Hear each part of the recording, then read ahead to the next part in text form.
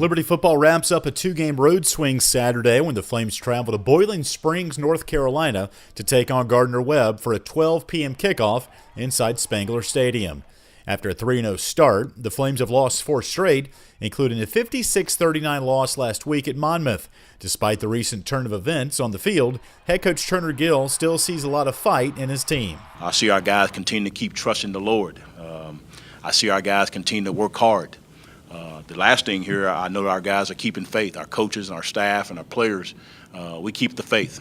We got a great opportunity this week to play another game, and we can get this thing turned around here for ourselves, for our fans, and we look forward to this matchup. The last 2 ball games have mirrored each other. In losses to Kennesaw State and Monmouth, the Flames scored on the first drive of the game to take 7-0 leads, only to see those leads disappear. Liberty also cut into large deficits in both games to make them competitive late, only to see the Owls and Hawks score game-capping touchdowns in their wins. Senior linebacker Solomon McGinty is one of 4 team captains who says the Flames are still on the same page. Everybody's still the same. I mean, nobody's really, you don't see no hatred going on. You don't see nobody turning their back on nobody or, arguing about anything.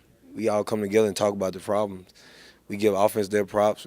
Offense give us our props about, what we do on that day. This week, the Flames look to shore up a few things, including the defense that's given up over 1,100 yards of offense combined in its last 2 games. Defensive coordinator Robert Wimberly addressed the media this week and said the Flames need to get back to playing a physical style on his side of the football. We got to worry about us.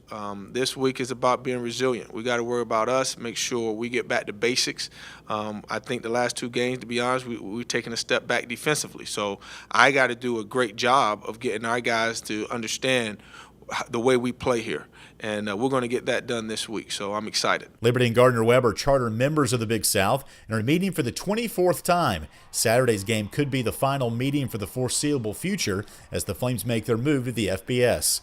Last year's meeting in Lynchburg went down to the final play as Dexter Robbins blocked a potential game-tying field goal in the Flames' 23-20 overtime win.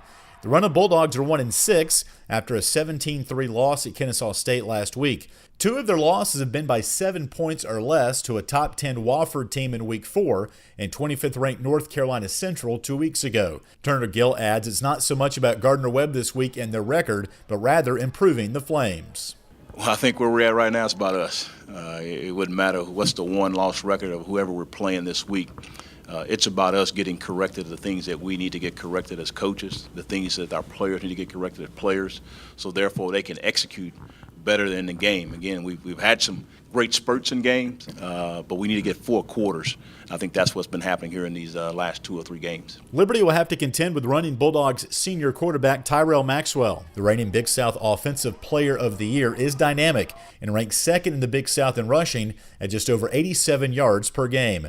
In the last 2 starts against Liberty, Maxwell has averaged 111 yards rushing and has scored 4 touchdowns. So how do the Flames bottle up the preseason Offensive Player of the Year? If you can keep him on your inside shoulder and, just mirror it, not leave your feet too early, make sure you gang tackle him, that's when he's gotten frustrated. But when we watch film of where he hurt defenses, young men did more than what they should have. Try to go through a gap they wasn't supposed to go through, so they lost contain, and he'll take off on you. He's a smart football player. Riding a 4-game losing streak has not set well with the Flames, and Saturday can't get here soon enough. We have to get a W on Saturday, so just come out with the right mindset, ready to play ball. It's an early kickoff.